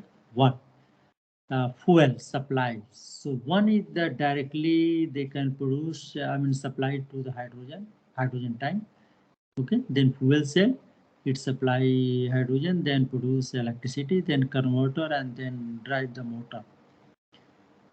Second type of is they don't supply direct hydrogen, they use the methanol, and then they use the reformer, means then they produce hydrogen from the methanol breaking, okay, and that's called reforming, okay. So and then supply to the fuel cell, and then rest structure is same. Another is the gasoline, okay. Use all our current gasoline and then break through the partial oxidation reformer, and then it means directly they don't store the hydrogen, it is a gasoline, then there is a reformer, and reformer produce the fuel hydrogen, and then supply to fuel cell. And this is what, with the gasoline, with the methanol, and with the hydrogen directly. Now the question is, okay, here you know that, okay, it is gasoline and this is methanol. This is question, okay, how to produce hydrogen. So to produce hydrogen, you know that there are now, they call it three types of hydrogen, is it? If you remember. So one is green, another is the blue, and another is the gray hydrogen, okay. So green means if you produce from the green sources like electrolysis, water electrolysis produced from the renewable sources, and electrolysis, nothing, no, not produce anything, okay. No, I think biomass. Blue is like electrolysis, gray is from the gasoline, okay. So if you produce the hydrogen from the, you can say from the sources, okay, electrolysis means electricity. If it is from the fossil fuel, okay, then it can come in blue. If electricity comes from the renewable, then it comes under the green. And if you use the gasoline, then it is gray. So this is the structure of the fuel cell vehicles. You have a high voltage battery, then hydrogen fuel filling, then this is hydrogen fuel tank, then fuel stack, this supplies hydrogen, and then this produces electricity, then you have a motor, and then compressor, okay. So booster is also used. So this is the structure inside the fuel cell. So how to produce hydrogen? This is the structure given. So if you see the in terms of fuel cell briefly, so fuel cell variety: phosphoric acid, alkaline, proton exchange membrane, direct methanol, molten, solid oxide. So you see the here electrolyte, and then operating temperature and efficiency, and then application. So this operate around 200 degrees, so not good for time, moving. So stationary is okay. This also operate very high temperature. So this is also stationary. This also, you know. So for the EV purpose, 80, 90 to 100 degrees. So these two are the quite suitable for the EV purpose. Okay? But efficiency is here low and here little high. Okay? So you can see mostly proton exchange membrane is using, okay, at the moment for that fuel cell vehicles. So it should be operating at low temperature because you know it is like a furnace. Okay, so if you are keeping very high temperature and moving, then if any accident, any problem, then there will be a lot of trouble. So it is good that if have a low temperature. Okay, so these are the applications. You can see that. Coming to the charging options, so you can see the different charging options are available. 6 to 8 hours, so rating is 3 kilowatt. If you want to charge in 30 minutes to 3 hours, rating is like a 7 to 43 kilowatt. If you want to charge in 15 to 20 minutes, rating is 50 to 250 kilowatt. Yeah, in AIT we have a charging stations, fast charging and normal charging station. So even that charging stations in AIT are connected to the app. So even outside people, they search an app and then come to charge their vehicle here in EIT sometimes. Unit cost, you see the expensive. This is fast charging is very expensive. This is different level of charging. Okay, I am skipping. Cost of charging stations. If you want to install the charging stations and you want to have this business model, so single stations is expensive. If you want to install 5 stations, then cost decrease. You know, mostly like here, cost decrease, like labor cost and some of these cost, okay, decrease. And you can see what is the cost of each one. Okay, here in this figure, you can see that one. So they can use. Okay, in series hybrid, there is a fuel tank, then engine coupled with the generator. So it rotates the generator produce electricity, then goes to the rectifier, then it goes to the motor and then tracks, okay, motor controller, okay, and then traction motor and then mechanical transmission happen, okay. And some power, there is a battery storage, so they keep to charge, okay, in to maintaining the efficient operating region or regenerative braking. Okay, so this is regenerative braking. Okay, they use for this one. In case of parallel configuration, so you have engine connected to the mechanical coupling. Okay, so this is engine is here, motor is here. So engine, of course, it goes this way, and then you have a battery charger and then motor controller, then it goes through, and then combined. So mechanical coupling is here done, and then it drives the wheel. Okay, so this is parallel coupling. Okay. Of course, there are 2 more. I don't want to go in details, okay, because of time. So what in other point is here, you know that this is the torque characteristics of the IC engine, okay, and this is power. Means, okay, if you increase the speed, so torque reduce, okay, and this is the power. If you increase the speed, power will increase. So specific fuel consumption, I told you, it is somewhere like here most efficient. Okay, this is the region. If you operate lower than 3000 something RPM or more than that, then it is not efficient. You see the fuel consumption increase here and here also increase. So most efficient region is this one. This is the IC engine. Now, in case of motor, so you see it is quite matching the requirements of the profile. Okay, motor power. So you see the here constant, and then it decrease the torque and power increase and you reach the rated level, and then after fix. So once power is fixed, then you know the okay torque is decreasing. Okay. So this is the base speed. So up to base speed, power increase, torque constants. Okay, but after that, if you want to run at high speed, then power become constant and torque will decrease.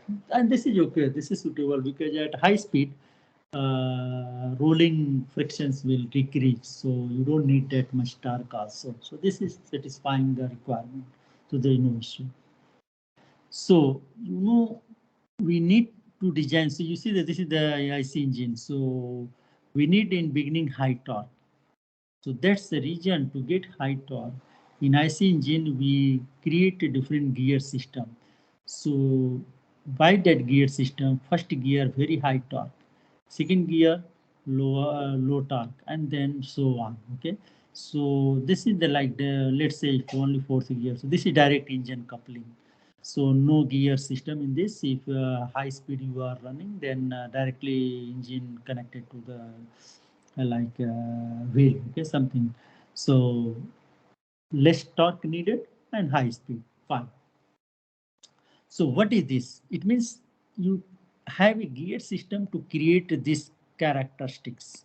High torque in beginning and then low torque at high speed. You see interesting things is here in EV case means motor, it automatically its characteristics is like this. It resembles with this, okay, with your IC engine. So you don't need to really keep any gear, okay. So here gear requirement is not really there. Yeah, you can add if you want to have a more torque and so on, okay, but not really required. Yeah, to test design of the EV, there are different drive cycles utilized, standard drive cycles. Okay, so you can see this is the urban driving, like a different, you know, the stop and go, and so on. This is 1400 seconds. Okay, so in 1400 seconds, how many times you stop and go, and how longer, and what speed you can go highest. Okay. So this is one very EPA FTP 75 carbon drive, and highway cycles, drive cycles is this you can see. This is like something 700, 70 seconds or something. And this is, you see the speed is going, I think highest is something, and no stoppage. And this is the you can get. So this is the how efficiency affected. So frequent stop and go will affect in city, and that's the hybridization will utilize. In highway there is not much frequent stop and go, so there is not much scope of the hybridization. Engine, as I told you, it operates most efficiently here. Okay, so and power output is, yeah, same things is like. So you can see the fuel economy in the urban drive cycle. Most of time your engine runs in this region. It means below 200 2000 RPM, and output power is like 20 something, okay, 20 kilowatt. So most of the time your operating range is here, but on highway operating range is here. You see it operates 2 to 3000 RPM, and power also it goes to the like 25 kilowatt. Okay, so this is the how. So it means it is quite inefficient, and most efficient region is here. Okay, so on highway it is quite close, but in city it is quite away, so it is less efficient in the city. So these are the things utilized in the hybrid design and battery sizing and so on. Okay, a few examples. As you can see, Toyota Prius, you have a 28 kilowatt permanent magnet generator, then inverter and nickel metal hydride like a 21 kilowatt, or you can say this is the rating. For engines, planetary gear system they use to couple the generator and engine. and electric motor 50 kilowatt, and then front wheels they drive. So this is total previous configuration. In case of Honda Civic, you can see here like 12 volt starter, and then battery like 144 volt, then 10 kilowatt electric motor and CVT, okay, drive. So you can see Honda Civic, okay. So in this case, you can see they use 12 kilowatt permanent magnet motor, and they offer the 66% and 24% fuel efficiency in city and highway drive. So in city, 66% improve the efficiency, okay, and on highway 24%. Okay, so this is how they improve that one. Energy storage quickly, yeah, different type of storage we have, okay. So you can see if you want to have a specific energy, okay, watt hour per kilogram weight. So ultra capacitor has a very specific power capacity, but energy capacity is very less. This is flywheel has also quite a high power capacity, but energy is less. Electrochemical batteries have a medium, like less power and more energy, okay. And if you want to use a non-rechargeable fuel cell, this is fuel cell, okay. So this is more energy density, less power. Gasoline falls here. It has a very high energy density, and power also you can increase whatever you want. So you can see these are the advantage, disadvantage for the different energy storage. Another aspects of energy storage, you can see that if you compare the size, volume, and the weight. So if you want to drive like 500 kilometers something, so you need roughly like fuel system, like if you use the diesel, so you need 43 kilogram of like 43 kilogram, okay, volume just less than 50 liter, okay, like 46 liter, okay. And this is the volume and this is the weight, okay, for diesel system to drive 500 kilometer.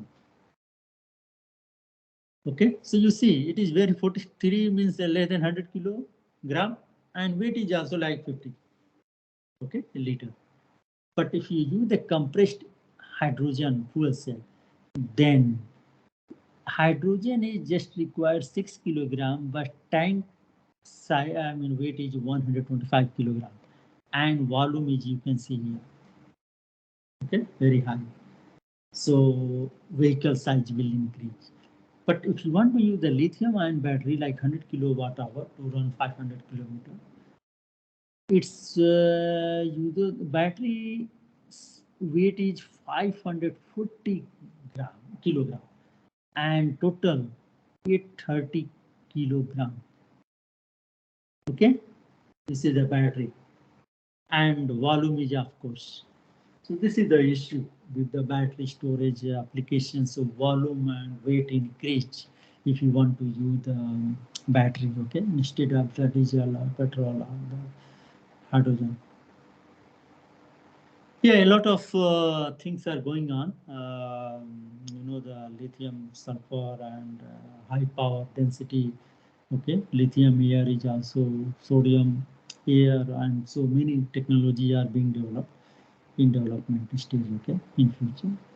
Yeah, another thing is how much energy loss if you use the HVAC, means heating, ventilation, cooling system. So it's telling that energy loss in the cabin temperature maintaining, okay, is 13%. Means if you have a battery to drive for 100 kilometer, then if you use the air con for heating or cooling the cabin, car cabin, then it will run only 87 kilometer. 13 kilometer will be lost in the HVAC system energy. This is the example about Tesla Model S and Toyota Corolla. This also you are aware that cost components. Okay, this is battery pack is the highest cost, roughly around 35 to 50%. Okay, so how to decrease this battery pack cost is the challenge, and then you need frequent location charging infrastructure and other things. Also, in terms of the total potential of the storage, okay, if suppose by 2050 there will be 3 billion cars. Out of that, maybe 1 billion will be SUV and 2 billion will be city cars. If the storage are like 50 kilowatt hour for SUV and cost is like a very low price, like $50 per kilowatt hour. Okay, it is at the moment it is like 200, 300. Okay, so it is like a $2.5 trillion storage requirements. Similarly, for city cars, same. So $2.5 trillion storage market. So total is roughly like 5 trillion storage market in EV. And this is how 9.5 billion metric ton CO2 emission you can control. This is cost savings per kilometer if you run. So you can see electricity, it saves the cost 75%. Okay, hybrid saves 20%, and then GB saves 38%, and so on. You can see this. Charging infrastructures is also you can see that there are different charging. I am not going in details. Okay, we don't have time.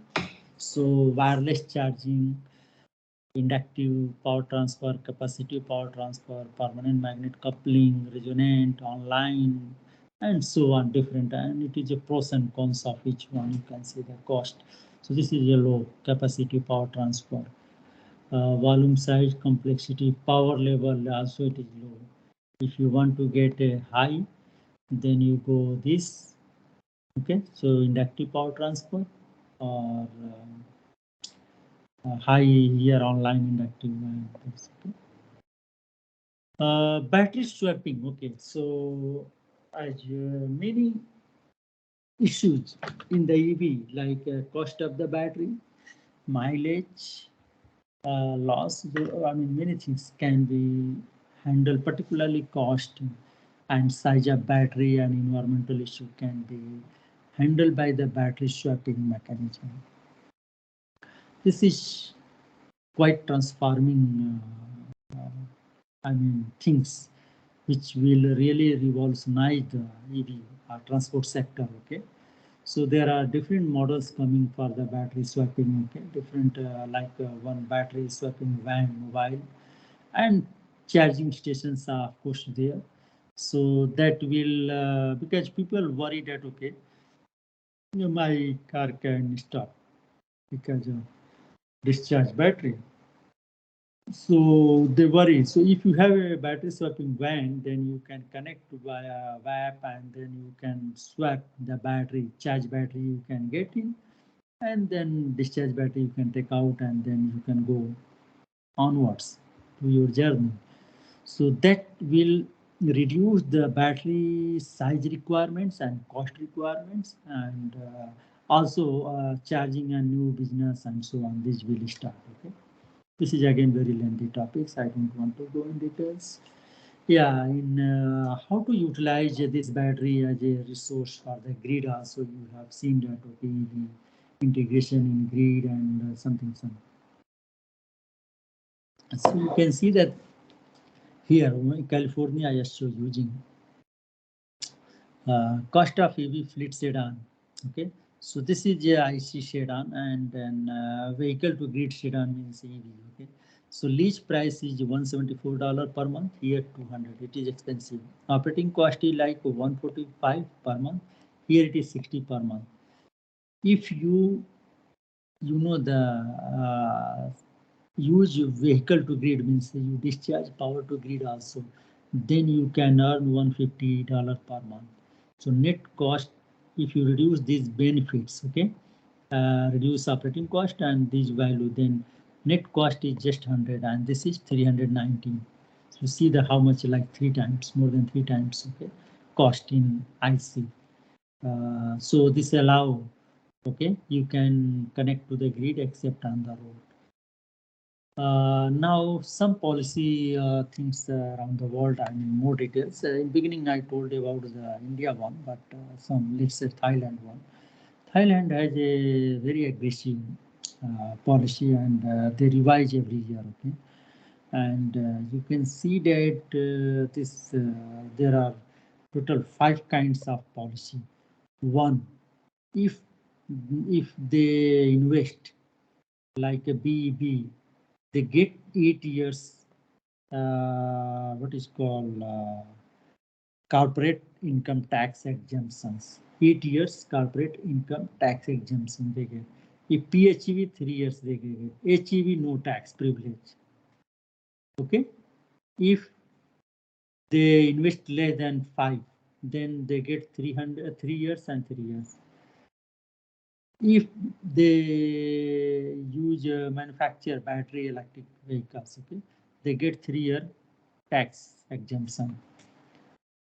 If they use 3-wheelers, they get 3 years. Here in a battery electric bus and trucks, 3 years. And revision of shipbuilding and repair activity, then get 8-year corporate tax exemptions. So these are the policy in Thailand at the moment. Okay. And these are the some vehicles sold EV in the Thailand. You can see the price. I don't know Indian price, but you can see Audi. It is like 95 kilowatt hour. Price is like 5 million baht. Is roughly like it is like 12 million rupees. Okay, more than 12 million rupees. Okay, BMW 3.7. So it is, you can see that, okay, $1 is 34 baht, and I think the rupees is like 82. Okay, something. So you can see 2 times something. Okay, more than 2 times. So all Kia. So you can see the expensive. Most is a Porsche. Okay? They have a 93. It is 11 million baht. Very expensive. So these are the different model of the 4-wheelers. Okay, based upon this, actually, as I told you that very aggressive. So one of the master student, okay, he studied what will be the demand from the grid. I think one gentleman asked in beginning there somewhere that a lot of demand from the electric generation will be required. So I asked him, can he estimate what will be demand?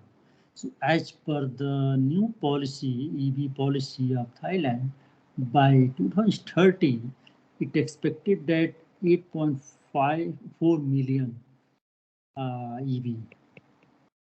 Okay, 8.4 million EV will be there by 2036. And then I asked him to estimate what is the power demand. So he used a different profile, and actually this work is also was submitted in a Journal of Energy Storage publication. So he found that in somewhere around 9 p.m. it goes around, you can see roughly around 8 gigawatt additional demand from the EV. Okay, in morning it is very less. So you can see that, okay, and there are different, okay, also categorized. This is some, okay, so private car, public bus, taxi, motorcycle, office bus, okay. So these are different, okay, level on different category. So some more informations are there. Okay, once that published, then I can share it. I can download from website. So it was quite interesting that, okay, so have to plan generation, transmission, and distribution. And of course, you can use this storage for demand response also, DR, okay, in a smart grid for the renewable integration and ancillary services and so on. Okay, so few countries summary, what are the, how they promote EVs. Let's say in China. So China purchased grants like 15 $1,000 per unit. It is second most generous after Norway. Tax benefits, vehicular purchase tax are exempted. Preferential vehicle registration policy. Some cities offer free plate registration. You know, China, it is like getting a plate is like winning a lottery, okay? Because very difficult to get, and even many marriage and something, I mean, it is become a state symbol like getting a plate, okay? They have money, but they may not get the plate, means they can't buy the car. So driving and parking privileges, some sitting like cities like use the reserve lane for the bus. You know, they have a reserve lane for the bus, same lane they offer for the EV. They can use, so they can escape from the traffic. Diversified financing resources they use. Government financial support for charging infrastructure. Central government provides subsidies to the local government that reach their normal promotion targets. Beneficial treatment for charging stations. Okay, so these are the different promotional measures for the deployment of the EV, okay, in China. Incentive for using EV buses, okay. So you know the central government provide oil subsidies to state government, and state governments meet the some targets for the CO2 reduction like NDC, okay, NDC. Nationally determined commitment. So if they don't meet, then they don't give the subsidy on the oil. So these are the other measures. Current status in China is from January this year, no longer provides subsidies to buyers. But policies are expected to keep stimulating the industry. Okay, some other policy basically. Okay. So direct subsidies to buy EV they have removed. They now already see that, okay, now people can buy. So only they keep on stimulating the industry, okay? And so they stop, okay? Yeah, they found that 20% less emission in lifetime of the EV, okay? So EVs are gradually transitioning from policy-driven, okay, to market-driven. And that's what expected in any country, okay. So from that, okay, no need to support, and it should go automatically as market. Yes, some support are for the buses and so on there. For the Singapore, they have provision of charging infrastructure, okay, 2000 charging and 400 available publicly. New vehicle emission scheme, they have okay, some policy about that. Okay, and yeah, similarly, there are many countries, they have own EV policy. So no need to go in all those details. Okay, now coming to the almost end of our presentation. So key technological barriers in EV deployment. So you can see in terms of technology, batteries, you know already, power electronics, electric motors are the main technology, okay? So in particular, without significant breakthrough in batteries, with gasoline prices continuing at low, okay, now at least, okay, increasing, okay, but if you see from last 5-6 years, it was quite low, so it was quite challenging. So mainstream EV relies on lithium-ion batteries. The patents of the main technology are still held in foreign institutions. Compared with the other manufacturers like South Korea, Japan, many nations still needs to improve consistency among its lithium-ion battery packs. So for fuel cell batteries development, major technologies still are at very early stage. So not ready for the large scale deployment, or you can say commercializing. Fuel cell based, okay. Cost is another big factor, as you have seen. Cost is like more 35 to 50% or 70% is more compared to the gasoline counterparts. So that also is a barrier. Infrastructure, yeah, electricity and charging and so on, those are, and also recharging. Like convenience is a concern, lack of charging points in immediate area, lack of knowledge of the location of charging parts. time taken to recharge are still factors. Only 5% of those surveys said that we are thinking about buying EV. Policy, government policy has significant impact on the deployment. Favorable policy include taxation standards, consumer incentive, investment in research, development, manufacturer of advanced technology, all will impact on the deployment. Privacy and data protection, you can see EV manufacturer must establish platform to monitor the operational status of batteries, critical system of EV on continuous basis. They must then share the precaution of the remedial measures, okay, and many other data and so on. Approach is another issue. An integrated approach that combines high efficiency engines, vehicle safety, and smarter roadways ultimately help. So you can see the impacts, EV impacts on the economy in terms of lower operating cost, chance to benefit from V2G, impacts on environment, reduce GHG, impacts on grid, one positive impacts like facilitating smart grid, V2G integration of renewable. Negative impacts are the technical voltage, current, and so on. So you have already these are the applications, storage. So adoption rate will, at the moment, still IC engine will go, okay, and then micro mild hybrid is already there, okay. Fully hybrid is also there, plug-in also there. In future, we expect more like fuel cell, okay, and mass EV technology, okay, by 40 something, okay. So finally, changing lifestyle will have a great impact on any otherness. Thank you. Yeah, any questions? Good evening, sir. Yeah.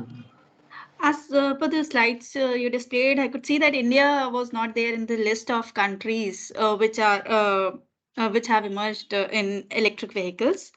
So I'm little curious about an article about Ola S1 and S1 Pro. Recently, Ola launched its electric scooties for 1,30,000 and 1,40,000 rupees in India. But and its specifications were like 181 kilometer per charge. And motor power was 8.5 kilowatt and charging time was 6 hours 30 minutes for fully charging, and the battery was of 2.98 kilowatt hour and it used IPM motor. But this electric vehicle, it failed bitterly in the country because of sudden battery drainage and speed drop. Right. So what could have been the reason behind this? This is very, I mean, okay. I went through technical. This yes. is technical question. Okay. Anyway, what I understood, okay, it was like some compromise with the manufacturing process. Okay, like squeezing maybe some like volume and weight compromise. Okay, and cost, because battery energy management system, that is quite important. Okay, so if they have compromised in terms of anywhere, either weight or volume or anything, okay, those battery technology, so that could have developed those fault line and then finally, I mean, lead to the fire. So in a short, there must be some compromise. You know that these things takes long time, okay, in development. And Ola probably bought like a mobile phone, okay, just buy different components from different vendors and assemble and sell in market. So for mobile, battery technology is enough, okay, not going to run very hot. Even there are some cases of blasting mobile also, but still that is enough, advanced enough, okay. But in case of here vehicle, okay, Ola was in a hurry, wanted to take over the market, something, or you can say pioneer, or you can say leader in market. So they compromise. It need a year, 2 years safety and those testing, okay. So it is not just you test in a few incidents and then you start, okay. If you remember, I mean, in mobile, okay, they had a mini testing, they have like thousands of testing, but still there are issues. So overall, Ola was very early. I mean, it was not enough time they utilized or used to test and validate or verify the all requirements or meet the all industry compliance. Okay, that was the what fault line I thought. Thank you, sir. Thank you so much. Yeah. Any other questions? Participants, Sir, please. is battery swapping is possible as like LPG cylinder? Yes. Why not? Do you have a food delivery, Swiggy and what a Panda, etc. Grab, okay? We have a food delivery, okay? Why not this? But sir, consumers thinking about his battery efficiency, about batteries abruptly discharging. नहीं उसमें Maybe see battery swapping में कुछ issue हैं, कुछ various problems हैं that has to be sorted out. It need government's action.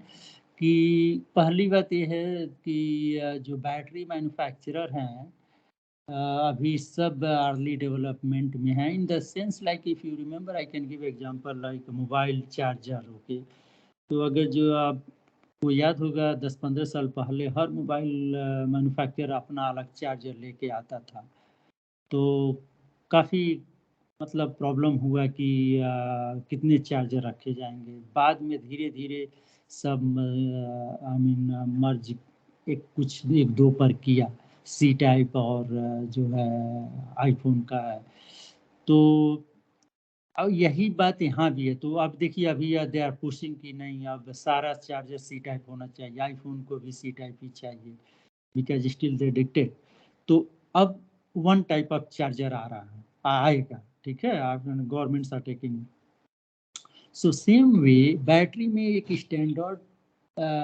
कुछ चीज़ें parameters और चीज़ें होनी चाहिए कि कोई भी बनाए battery and how you can swap because you may get another type of battery तो उस पर बार कोड हो और उस पर उसका सारा डिटेल्स हो और कंपेटेबिलिटी हो और बाकी फिजिकल स्पेस कंपेटेबिलिटी हो तो बन जाएगा तो वो काम करे ठीक है मोटर जनरेटर सेट का जो रेटिंग परफॉर्मेंस है बैटरी से मैच करके उसके बाद कंट्रोलर वो अपना काम करने लगा so these are some technical barriers and some policy barriers okay and of course emerging अभी है तो इसमें कुछ रहेगा ये चीज़ें अभी चलेगा लेकिन I bet a lot on this battery swapping क्योंकि ये बैटरी साइज रिक्वायरमेंट को बहुत कम कर देगा तो ज़्यादा बैटरी साइज की ज़रूरत नहीं है जस्ट गिव एन एग्जांपल आपको ज़्यादातर मान लीजिए जो लोग कैंपस में हैं या जो 10 किलोमीटर्स के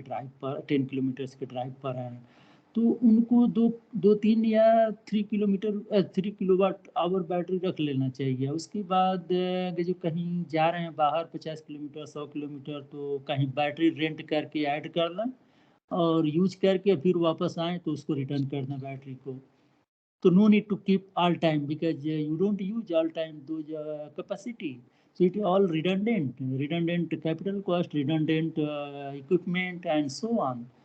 So just use and in that case government already taking lead. I mean I have seen that okay Indian government they told that manufacturers should sell vehicle without battery.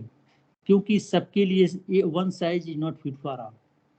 किसी को 10 kilometre drive है किसी का 20 है किसी का 50 है तो अपने अनुसार बैटरी लोग खरीद लेगा why I mean they have to fix क्योंकि ये डीजल और पेट्रोल टैंक नहीं है कि 1500-2000 रुपये में हो जाएगा और जितना भी जिसको डालना डालना ये वो बात नहीं है तो हाँ have to be careful about this sizing factor and swapping is a big way coming and it has a huge opportunity for business models and business people okay you can design like you know the food delivery में जैसे है या you know the like retailer में आजकल online retailing Flipkart और सब snap चीजें हैं, तो ऐसे इसमें भी है, आएगा, और ये बहुत अच्छा भी काम करेगा, आएगा तो।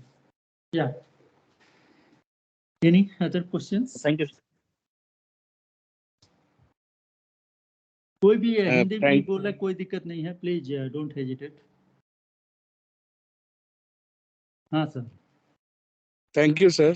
Maybe all query is clear by you. Thank you a lot. Today's session is very interesting. Thank you, sir. Oh. So, is it okay? Then, yeah. Yes. Thank you. Yes, sir. Thank you, sir. It was very interactive session and informative. And one thing is that it is totally on our theme. Two things I got. One is the reduction in the emission, no CO2 with electric vehicle, and increase in efficiency means no heat losses in the environment. Really, it will be more effective for our eco-friendly system, our ecosystem. Thank you, sir. Thank you. Yeah, I mean, जो और लोग हैं, ये actually it also provide a lot of scope for the business startup and so on. Okay, research, etc. Because सब कुछ अभी starting पर है, और इसमें कोई there is no boundary. Okay, like जो IC वाले में है, इंजन आपका अगर जो कॉपीराइट है तो भी कर सकते हैं। इसमें सब कुछ ओपन मार्केट में है, लाइक मोबाइल। ओके, आजकल कोई भी मोबाइल बना सकता है, वही है, इसका भी, EV का भी है, तो huge opportunity. Okay, so thank you for inviting me and all participants listening me. So thank you Navdeep and Professor. So Thank you, sir. आपने टाइम दिया। Thank you. 11 हो गया। Yes, sir. वही 11 बज गया आपके यहाँ। कोई बात नहीं, no problem. Thank you. Ji ji, good night, sir. Okay, good night. Okay, bye. Thank you to all participants. See you tomorrow at 7 p.m. Thank you, sir. Good night, sir. Thank you, sir. Thank you, sir. So, thank you. Sir.